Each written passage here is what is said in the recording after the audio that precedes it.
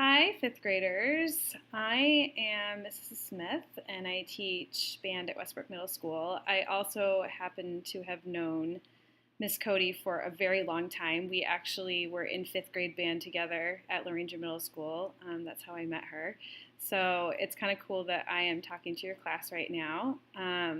Flute is my major instrument, just like Miss Cody's major instrument is trumpet. So when I'm teaching flute, I feel like I know the most about flute compared to the other instruments, but like her, I'm also middle school band director, so I have to figure it out for everybody else too. So if some of the things I tell you today are a little bit new, that is probably because I'm coming from the flute player's perspective, just like I want Miss Cody to do this for my trumpet players so that they don't have to listen to me playing the trumpet, because let's just say that's a little bit scary.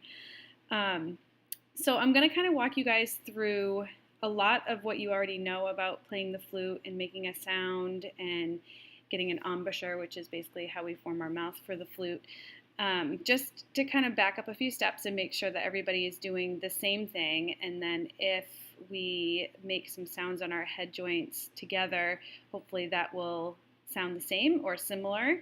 And then when you're working on your high notes with her, you'll find that they probably sound a lot better, probably a lot more clear, probably a lot more in tune, so they sound like they're alike from person to person. So let's get started. So first thing you guys want to do is we're going to just blow air through our lips in what I call the flute face. So our lips are together but not folded under, like mine are. And then we're going to take a breath through our mouth, and then we're going to blow the air, kind of making that flute face like if we had that head joint right up to our lips. So take a deep breath and blow.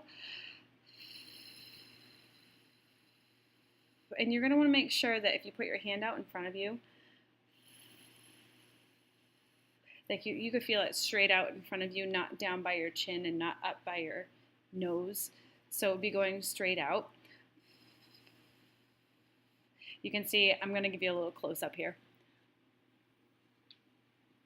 You can see how the air coming out of my mouth is kind of in like a oval shape. Sometimes it's good to get out a mirror and just see if your lip looks like this. Then she is probably going to, at some point, she'll help each one of you with this. But if you make that flute face again, you're going to notice that these muscles are working pretty hard right now, so I'm not puffing my cheeks out when I do this, and I'm not puffing my top lip, and I'm not puffing out my bottom lip,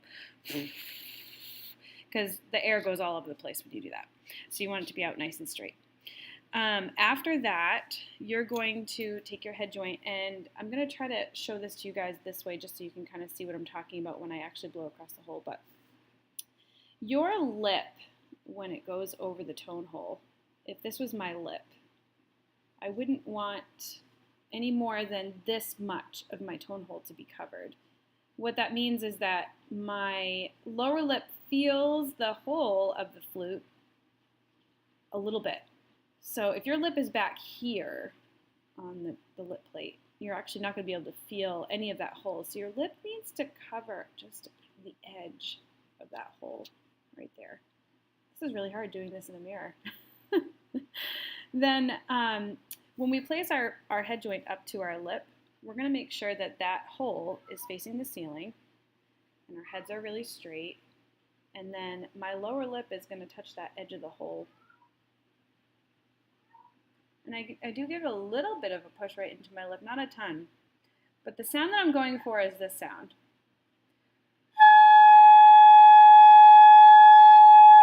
And you're going to notice that it actually is a specific note that comes out. Now, if I were going to put this up to like a tuner, it probably wouldn't sound like an exact pitch, but it's going to be somewhere between the note G sharp and A if you sat with a tuner and you did this. But if you try to match mine pretty close, you'll be good.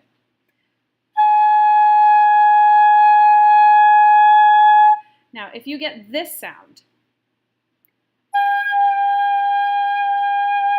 what that means is that my tone hole, this hole right here, is actually too much towards my face and not towards the ceiling. So that's a really important thing. If you get this sound, if you get this sound, that means that your tone hole is rolled away from your lip too much. So that actually means it's like pointing out straight this way instead of up towards the ceiling. So we want to make sure that our head is straight. This hole is straight towards the ceiling. My head is straight, and then when I blow, I'm blowing straight across. And I'll kind of lean into the camera so you can kind of see where my lip is. See how my lip is actually, it's right over the hole, just a tiny, tiny little bit. And that way my air is going across the right way. Hopefully that fixes, I'd say at least 80% of any of the issues that you guys are having with maybe some of the tone quality, because you'll get a lot clearer sound doing this as opposed to this. It's always going to be more fuzzy and stuffy that way. Or like this. That's going to be kind of an airy sound. But if I'm right in the middle, it clears everything right up. Okay, now once you get that sound, when you put your flutes together, I actually don't have the body of my flute right now.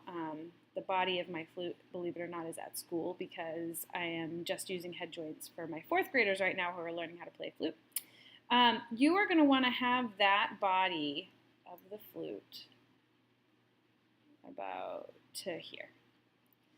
That way you'll have like a ½ inch of that darker metal color. That will help your pitch a lot in all of your notes, but especially some of the higher ones and also the note C. It will play in tune as long as it's not set up all the way. I'm sure Miss Cody probably already told you that, but I'm just going to tell you that just in case you missed it the first time. Okay, so next is your head joint pitch. So after we do this and we get the right sound, we're going to take our hand and cover the end, and I call this, with my flute players, I call this low tone. And that allows my lip to actually come apart a little bit. You'll see a bigger hole there. And it also helps me to play what I call the high tone. So I'm going to bring my lips closer together. Squeeze, squeeze, squeeze, squeeze, squeeze. And I'm going to bring my top lip right to my bottom lip and just push them together, almost like they're touching. Like brass players, they kind of buzz their lips. Well, flute players, we got to get them so close they're almost touching. And then I get a high tone out of that. Now that will actually help your high notes to be in tune, and it will allow, when you go from E flat to the note F, it'll make sure that it's coming out higher instead of coming down really low, which it can do when you go to play F. So try some of those things and see if that helps you guys at all. I would love to. I actually might do this really for real. Maybe the Friday before Memorial Day. I don't know if you guys have that as a school day, but I know it's a long weekend and it's probably one of your last classes of the day, but I actually have that day off from school, and it's possible that I might be able to sneak over there real quick and get to your class. I have a commitment later that night, but I might be able to just pop in real quick and kind of work with you guys for half an hour or so. Or I can send another video if this is helpful to you guys. Take it step by step, see how it goes, and I'm going to talk to Miss Cody again to see if there's anything else that kind of popped up as you guys were walking through this. Feel free to replay it. Feel free to ask questions if you want. Any of you guys can email me if you want to. My email is smithkr@westbrookschools.org. And can't wait to see how you're going to do with this. So good luck to everybody, and have a great day.